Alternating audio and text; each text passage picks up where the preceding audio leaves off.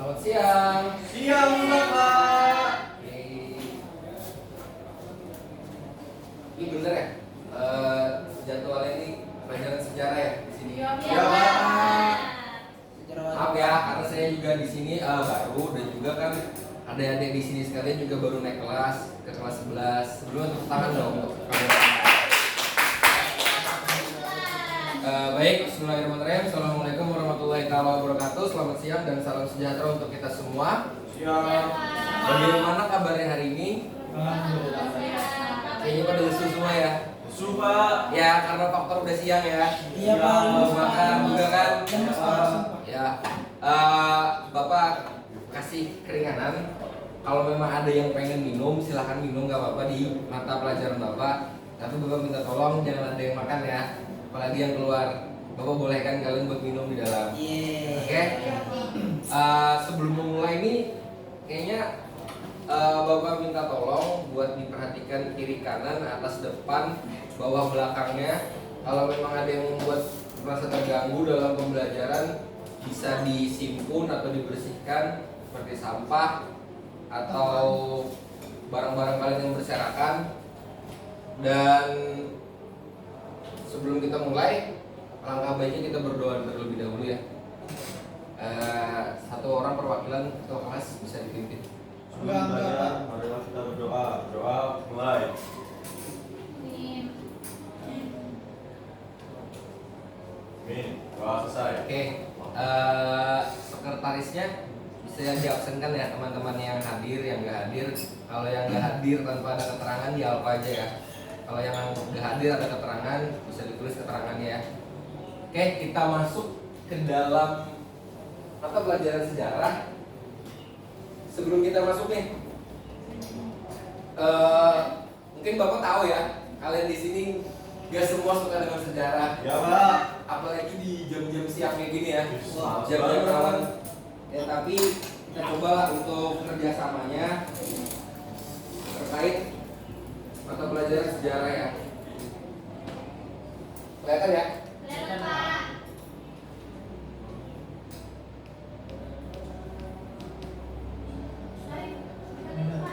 Yang mana tuh?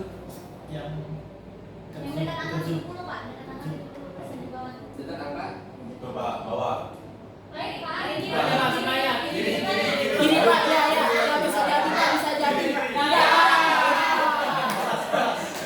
Oke ya. Oke. Sekarang kita masuk di sejarah Indonesia kelas 11 terkait tentang kolonialisme dan imperialisme di Kepulauan Nusantara. Mungkin sebelum masuk Bapak minta tolong atau Bapak minta pendapat kalian terkait dengan gambar yang Bapak tampilkan. Kira-kira menurut kalian ini tentang apa? Peperangan, Pak. Itu datang, Pak. Ada kapal datang tuh. Nah, kapal datang. Oh, battlefield, Pak. Battlefield. Ya. Medan perang. Itu perang. Betul. Itu ada orang Eropa sama suku bangsa asli, Pak. Ya. Itu penjajah datang, Pak. Penjajah Oh, datang. suku India, Pak. Oh, Suku India. seperti itu ya. Bapak nggak tahu ya. Mungkin banyak saya juga. Ada yang lagi banyak sawah, Pak. Ada yang banyak sawah juga ya. Ya. Oke. Ini sebelumnya gini. Adik-adik sekalian, ada yang pernah nonton film Pirates of Caribbean? Ya, Pak. Ada yang pernah nonton ya? Ya, Pak. Kapten Jack Sparrow ada yang tahu? Sparrow, ya. Ya kan? Nah, yang Bapak tampilkan gambar ini adalah gambar peperangan yang dilakukan oleh bangsa kolonial, terutama bangsa Belanda melawan orang-orang Bone yang dipimpin oleh Arum Palaka. Nah, identiknya pada zaman itu tidak terlepas dari yang tadi kalian sampaikan. Ada kapal, ada peperangan, ada bangsa asing yang datang ke daerah baru. Kurang lebih seperti itu. Terkait tentang masuknya dan perkembangan kolonialisme dan imperialisme di Indonesia.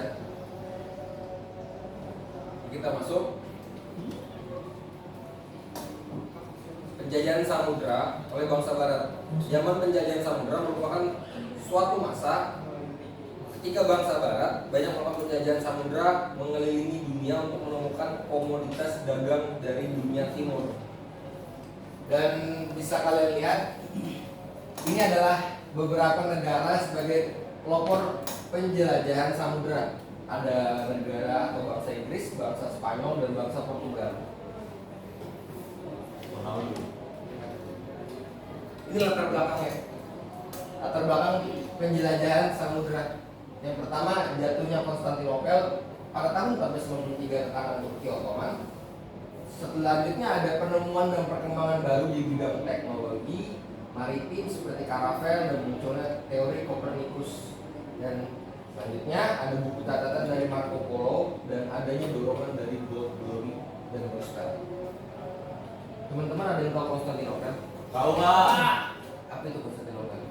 Yang sekarang Istanbul Pak. Sekarang Istanbul ya. Kenapa dimasukkan ke dalam latar belakang?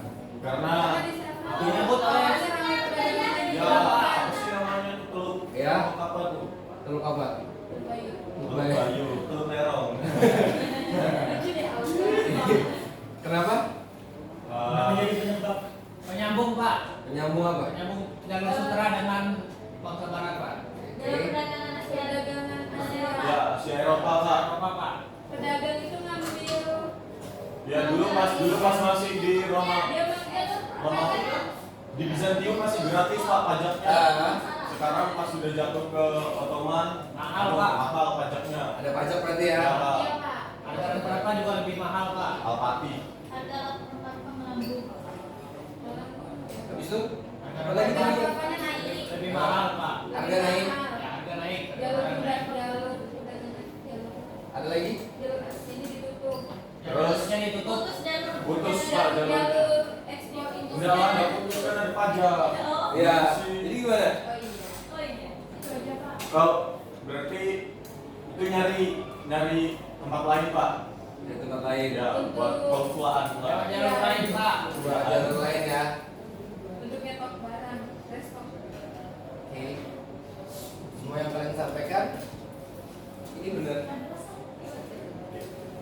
Karena Konstantinopel atau yang sekarang kita kenal dengan Istanbul itu merupakan sebuah kota yang cukup vital. Karena apa? Karena dia ada di pertengahan antara benua Eropa dan benua Asia. Dia sebagai penghubung dan itu merupakan jalur strategis karena pada saat itu Konstantinopel jatuh di tangan Turki Ottoman. Pada saat itu agak dipersulit bagian perdagangan. Oke, Pak. Oke, lanjutnya. Ada Pak, Ini Pak, saya bertanya. Tadi kan ada itu yang 3G gold apa tadi Pak? Gold. Ya, itu apa Pak maksudnya? Oh gitu ya. Iya, Pak. Ada ya ternyata ya. Ada Pak. Ada yang bisa bantu saya jawab tentang 3G? Apa Pak? Kita dulu mencari kekayaan. Hah? Glory. Itu mencari Kuasa. kekayaan, Kekuasaan. Gospel tuh dakwah, dakwah. Dakwah.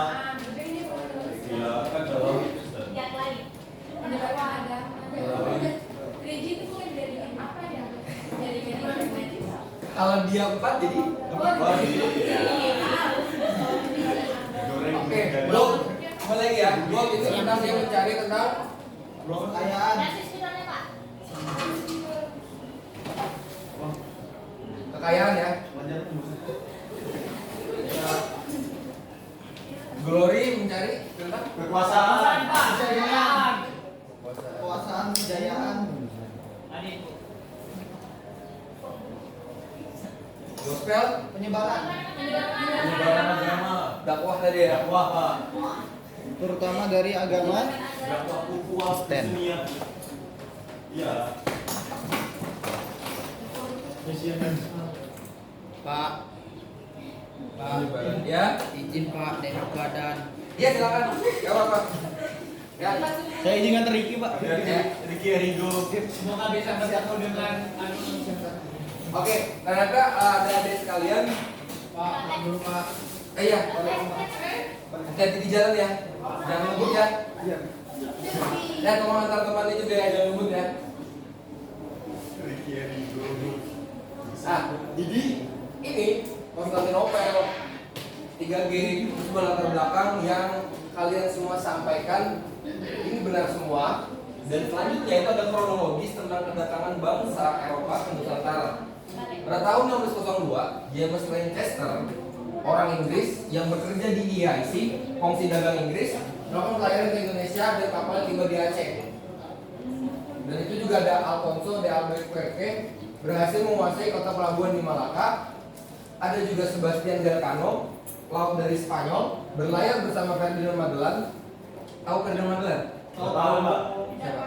Jelajah dari Spanyol Pak. Dari Spanyol. Ada yang ngikutin One Piece? Ah ya Pak. Enggak, Pak. Tahu Pak saya Pak. Yang jadi sipir penjara Iya. down. Ya, betul. Minggu Pak, minggu. Jadi Ferdinand Magellan itu adalah seorang apa tadi?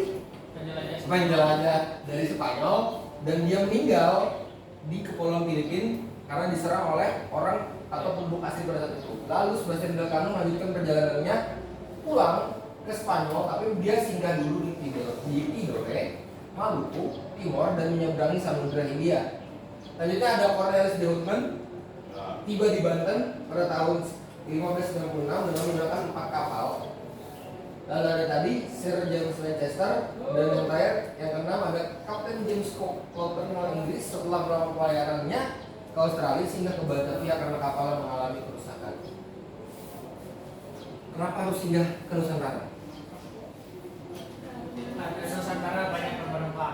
Karena Nusantara, Para dagang dari rempah. oke, berarti Nusantara itu adalah pusat Rempah-rempah. rempah-rempah. Ini menjadi daya tarik kan? Iya.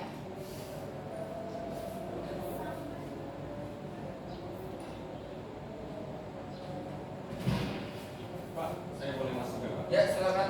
Ya, Pak, sorry, Pak. Gak apa-apa. Saya izin keluar Pak. Tapi izin sama Pak Pak. Tadi sama Satpam. Oh iya sudah. Pak, izin keluar Pak. Silakan. Wih, bentar. Nusantara merupakan surganya rempah-rempah dan itu menjadi daya tarik bangsa Eropa ke Nusantara. Iya. Nah, ini soal tentang kolonialisme. Eksploitasi.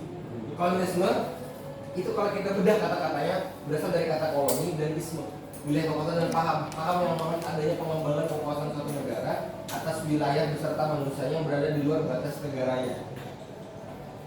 Dibedakan menjadi kolonialisme eksploitasi, penduduk, dan deportasi. Ada yang bisa menjelaskan perbedaan antara eksploitasi, penduduk, dan deportasi? Kalau eksploitasi itu dia penggunaan sumber daya alam secara berlebihan. Contohnya seperti Rempah-rempahnya. rempah-rempahnya diambil, Ya diambil. Sumber daya manusianya dipakai. Dipakai. Dikuras sampai habis. Bukan cuma sampai rumah. Sampai ya diperbudak. diperbudak. Oke, betul. Kalau kolonialisme penduduk, spesimen Ya sekali itu, Pak. diperbudak tadi. Yang iya. Iya, yang yang diperbudak. Kalau menurut saya Pak, Disuruh bikin kebakaran. Apa? disuruh bikin itu. Disuruh kalau menurut saya Pak, kolonialisme penduduk itu ketika pihak yang melakukan kolonialisme itu Pak memanfaatkan penduduk-penduduk lokal tanpa memperdulikan hak asasi manusianya Pak. Jadi kayak brutal, nggak Pas manusiawi. dianggap seperti kuda dan sapi. Oke. Dan nggak binatang lah intinya Pak. Oke. Obrut. Oke. Kalau kolonialisme deportasi, Pemindahan penduduk secara paksa Pak. dari secara paksa. Iya, Pak. Contohnya kayak apa? Contohnya orang Jawa Pindah ke ke Kalimantan, ke Sumatera, ke Suriname. Ya, ke Suriname. Ada yang di Suriname juga Pak. Ada di Suriname. Iya. Pernah Saya ada ada komunitas Suriname. Jawa yang di sana Pak. Ya. Seperti Seperti itu. Belanda Pak. Jadi kolonialisme eksploitasi itu benar yang kalian sampaikan. Kolonialisme eksploitasi itu mengeksploitasi besar-besaran sumber daya manusianya ataupun juga sumber daya alamnya. Lalu ada kolonialisme penduduk. Artinya kolonialisme penduduk ini, teman-teman di sini ada yang tahu negara Amerika Serikat? Ya, Tahu, Pak. Negara Amerika Serikat itu berawal dari koloni-koloni yang menggabungkan diri di Ya. awal 13 koloni hingga menjadi 52 koloni. Itu namanya kolonialisme penduduk. Dan kolonialisme deportasi itu misalnya di Australia. Oh, Pada saat itu pembuangan para tahanan ke tanah Australia. Ya. Seperti itu kurang lebihnya. Nah, lalu ada imperialisme berasal dari kata imperium dan isme. Suatu sistem jajahan yang dibentuk dengan cara membentuk pemerintahan di wilayah yang dijajah yang dibelah menjadi dua, imperialisme kuno dan imperialisme modern. Apa bedanya kuno sama modern? Kalau kuno lama pak, modern lagi. Betul. Lagi? Kalau imperialisme kuno itu yang modelnya mirip-mirip apa yang dilakukan Inggris dulu Pak. Jadi dia selain budayanya dia menanamkan pemerintahan yang pro sama pemerintahan pusat kerajaan di Inggris. Oh. Oke, kalau yang modern? Yang kuno? Nah, yang bisa bantu? Gak ada pak, gak ada. Jadi imperialisme kuno ini semisal ada yang tahu pernah nonton film Gladiator? Iya pernah. Ada yang pernah nonton film Bangsa Troya? Pernah itu. Ya. Ada yang pernah nonton lagi film tentang bukan tentang Spartan. Spartan? Ada yang pernah nonton Spartan? Pernah.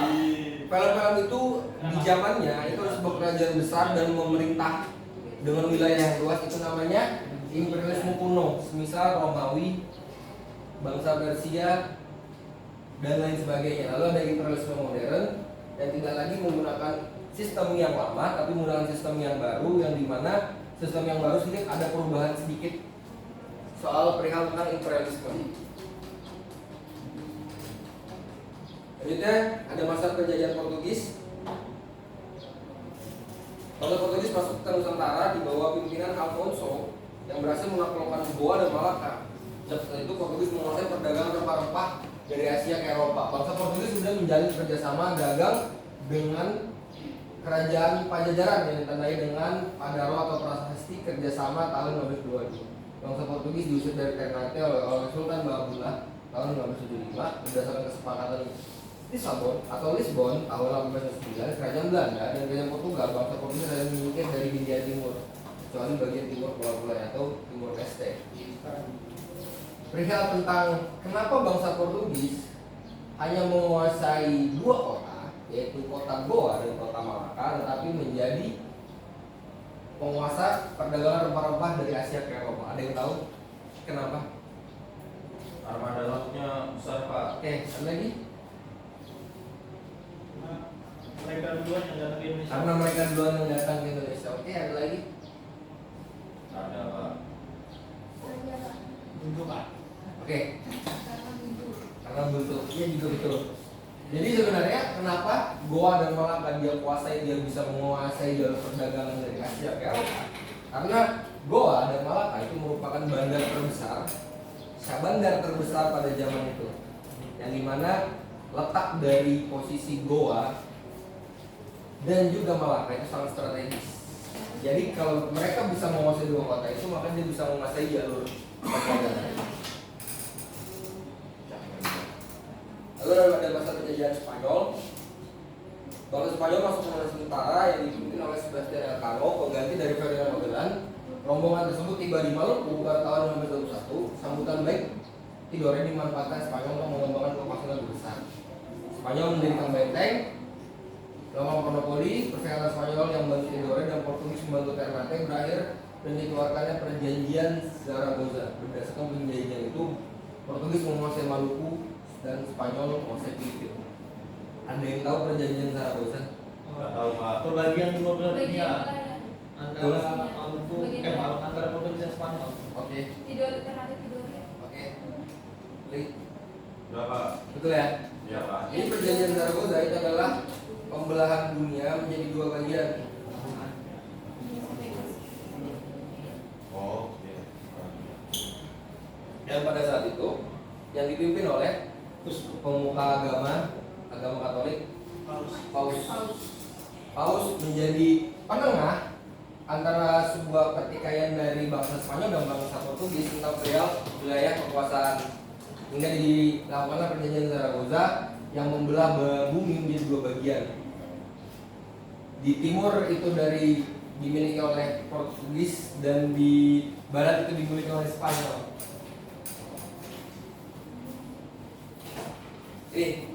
namanya garis Tordesillas, perjanjian Tordesillas yang ditandatangani di Valladolid. Ya, kita skip aja ya. Ya Pak. Lalu ada masa perjanjian VOC. VOC dibentuk pada tahun 1602 sebagai upaya memperkuat diri dalam menghadapi persaingan dagang dengan bangsa lain. VOC mempunyai hak istimewa yang disebut hak oktroi, yang dimana kebijakannya ada antara lain monopoli, ekstirpasi, pelayanan hongi atau hongi kochen, dan strategi definite et impera. Pada tahun 31, VOC dibubarkan karena penyebabnya korupsi, biaya kepegawaian semakin besar, banyak mengeluarkan dana untuk perang, persaingan dengan kongsi dagang lain. Reaksi Pak. Ada sekalian, ada yang familiar nggak antara penyebab jatuhnya VOC dengan keadaan kita sekarang? Ya Pak. Suara ya. Atau disingkat KKN ya? Korupsi dan nepotisme. Desa penari. Korupsi. Lalu biaya kepegawaian yang semakin besar karena banyaknya masuknya orang dalam. Itu kan orang dalam. Berarti itu. Sehingga dia bubar sekelas VOC, dan bahkan ada fakta yang mengatakan bahwa nilai dari VOC itu kalau dibandingkan dengan nilai dari Apple, Microsoft, Google, YouTube, kalau digabungkan itu masih kalah nilainya. WordNet-nya itu masih kalah dengan dari VOC. VOC adalah sebuah perusahaan yang paling sukses dalam sejarah umat manusia. Tapi bisa hancur karena apa? Korupsi. Kayaknya jangan coba-coba buat korupsi ya kalau udah dikasih amanah. Ya tapi Indonesia bisa hancur dong Pak, kan ada korupsi. Allah malam. Allah malam ya. Kalau menurut saya bisa sih Pak. Selanjutnya ada masa penjajahan VOC. Nih, VOC sempat membangun markas besar di Ambon, berhasil mengadakan perjanjian dagang dengan Maluku, melakukan Pulau Timur, mengusir Spanyol dari Tidore. Meski berkantor pusat di Ambon, Bot juga mendirikan kantor dagang VOC yang mulai di Banten, kemudian di Jakarta hingga menjadi kota. Oke, jajaran VOC lanjut memindahkan kebijakan mengusir orang Inggris dalam perdagangan dengan Belanda, mengusir dan melakukan provokasi Belanda, menerapkan kebijakan ekstirpasi. Ini masa Dengels. Pada 1795, Prancis berhasil menguasai Belanda dan membentuk Republik Batavia di bawah pemerintahan Louis Napoleon. Pemerintah Prancis mengirim Herman William Dengels untuk menjalankan pemerintahan di Hindia Belanda dengan tugas untuk mempertahankan Pulau Jawa dari serangan Inggris. Kebijakan yang paling terkenal membangun jalan raya pos atau The Growth Postway dari Anyar hingga Panurukan sepanjang 1.100 km. Jalan raya ini mempermudah mobilitas pasukan dari Jawa. Ya. Jadi ada yang kalian bisa bayangin jalan sepanjang 1.100 km dibangun dengan menggunakan teknologi yang sederhana, Teknologi manusia Pak. teknologi manusia, dan dalam waktu yang sesingkat-singkatnya. Banyak itu Pak korbannya. Ya. Lalu ada Masa Jensen, Dendels dipanggil kembali ke Belanda dan digantikan oleh Jan Willem Jensen. Pasukan Inggris mendarat di Batavia dan masih menguasai tersebut. Pada tahun 1811, Jensen menandatangani kapitulasi Tuntang sebagai tanda resmi menyerahkan Hindia Belanda kepada Inggris. Selanjutnya ada masa Thomas dan atau masa Inggris. Masa pemerintahan Inggris Nusantara dimulai sejak 18 September 1811. Beberapa kebijakannya bagi Pulau Jawa menghapus peran, menetapkan sistem sewa tanah, dan memberi kebebasan kepada para petani untuk menanam apa yang laku di pasaran dunia. Pemerintah Reformasi berakhir dan digantikan oleh John Kendall Junior. Konvensi London berisi kesempatan agar Inggris mengalihkan tanah jajahan Hindia Belanda kepada Belanda. Silakan.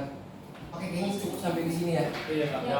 Materi tentang kolonialisme dan imperialisme, dan kita cukupkan sampai di Inggris saja. Kita akan lanjut ke minggu depan, tapi sebelum itu kira-kira ada yang ingin tanyakan terkait materi ini?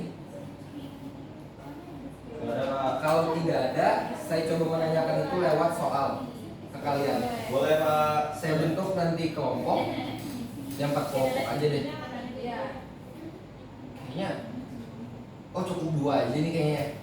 2 kelompok aja kayaknya ya. Banyak yang dispen Pak. Ya, 2 kelompok aja ya. Banyak Oke. yang dispen. 2 kelompok saya akan berikan sebuah tugas. Simpel aja, nggak usah ribet. Kelompok 1 di sini, kelompok 2 di sini, sepakat ya? Ya Pak. Kelompok 1 saya meminta kepada kalian untuk membuat, kalian tahu mind mapping? Mind mapping? Peta konsep? Tahu? Buat peta konsep tentang latar belakang dari kolonialisme dan imperialisme. Untuk kelompok sebelah sini, saya minta buatkan peta jalur bangsa Eropa datang dari Eropa hingga ke Nusantara. Oke? Ini saya berikan kertasnya buat dituliskan jawabannya.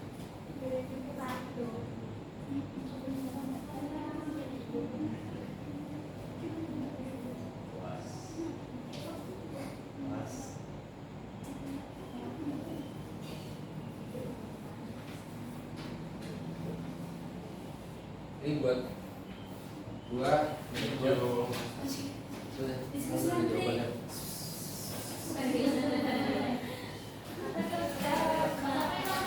15 menit cukup ya? Cukup ya? Oke, saya tunggu ya. Iya, silakan. Kalau memang misalnya kalian di situ ada yang pandai gambar, silakan digambar. Kalau nggak ada, dijelaskan aja dengan cara kalian ketika presentasi nanti bisa dijelaskan.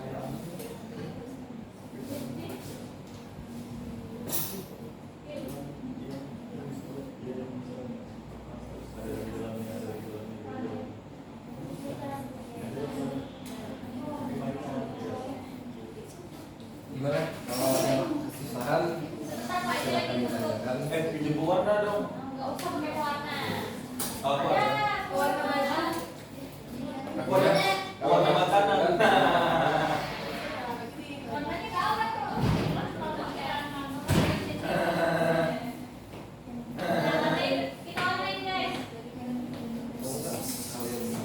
Dia singgah di Tanjung Harapan. Baru sampai ke Dikit-dikit aja, diajak orang dan bisa percaya. dia ke India dulu. Portugis itu dia ke India. Dari India dia lewat.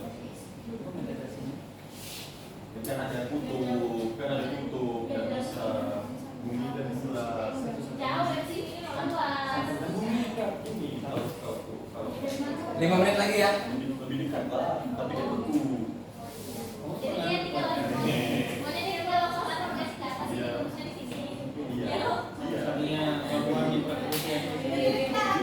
Gimana? Udah selesai? Udah ya?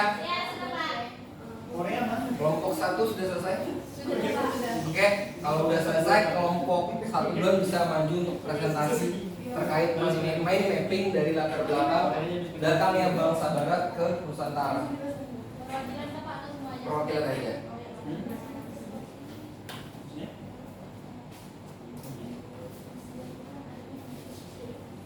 Assalamualaikum warahmatullahi wabarakatuh. Waalaikumsalam. Bisa diperhatikan ya? Masih diskusi Pak.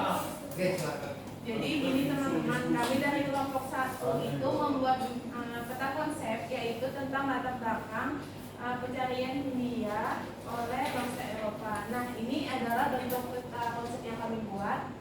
Teman-teman bisa mengamatinya. Nah jadi kita buat itu yang pertama berdasarkan kronologisnya, yaitu di tahun 1453 pintu perdagangan Eropa dan Asia yaitu kota Konstantinopel itu direbut oleh Turki Utsmani dan memblokade kota itu.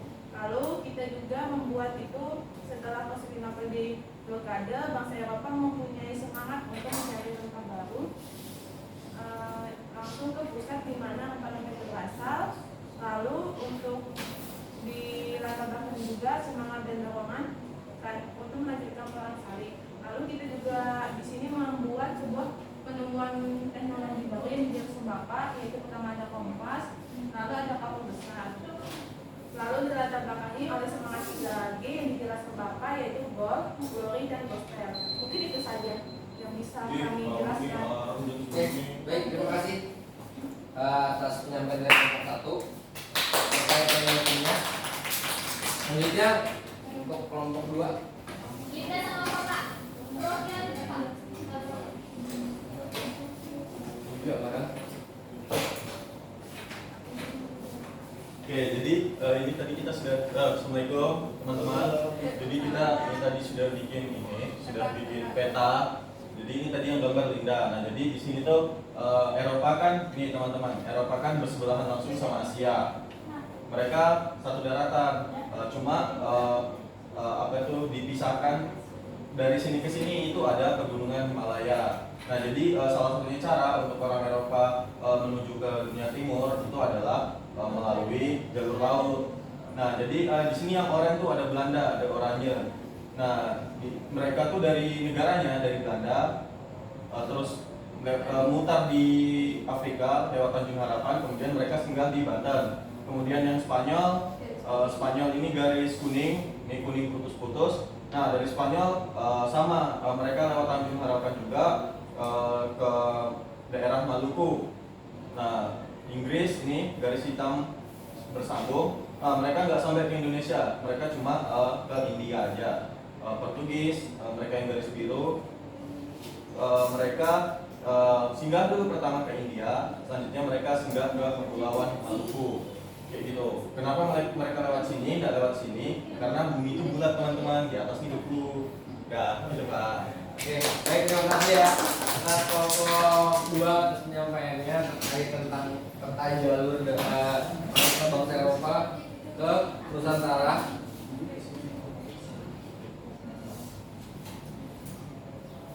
Oke, baik, mungkin karena udah waktunya menunjukkan sudah mau sholat zuhur dan istirahat, ini kita selesaikan pada hari ini. Dan sebelum kita selesaikan pada hari ini, kalau tidak keberatan, saya ingin memberikan kalian tugas. Kerjakan saja di rumah. Ya, kerjakan saja di rumah. Kalian boleh mengakses dimanapun terkait tentang jawabannya. Tugasnya simpel, sederhana kok, bukan tugas sulit. Sebagai bentuk dari evaluasi pembelajaran pada hari ini, kesimpulannya adalah bahwa dulu di zaman pada saat kolonialisme dan imperialisme, bangsa Barat banyak berlomba-lomba untuk mencari tempat sumber utama dari komoditas dagang utama yang dilakukan di Eropa, yaitu tidak lain tidak bukan soal masalah rempah-rempah. Dan mereka pun harus mengorbankan banyak untuk berkeliling dunia mencari sumber-sumber baru, hingga ditemukanlah India, benua baru, hingga kepulauan Nusantara pun mereka temukan. Seperti itu. Dan mereka juga tidak lepas dari semangat 3G awalnya. Pada awalnya semangat ini selalu dibawa oleh para orang-orang Eropa untuk berlayar, tidak lepas dari gold, glory, dan gospel. Tapi seiring berjalannya waktu, yang ini sepertinya tidak lagi terlalu dipentingkan. Yang dipentingkan adalah gold dan glory. Seperti itu. Karena kenapa saya bilang seperti itu? Kalau dia tetap mementingkan gospel, saya yakin dan percaya dalam ajaran agama manapun nggak ada yang mengajarkan kekerasan dan penindasan. Ya, kurang lebihnya saya mohon maaf. Terima kasih. Untuk tugas saya akan kirim lewati via Google Classroom saja. Jadi santai saja ya. Oke, Bapak. Selanjutnya mohon maaf. Terima kasih. Bila itu wal hidayah. Wassalamualaikum warahmatullahi wabarakatuh. Selamat siang dan selamat makan siang kepada kalian semua. Waalaikumsalam warahmatullahi wabarakatuh. Ya.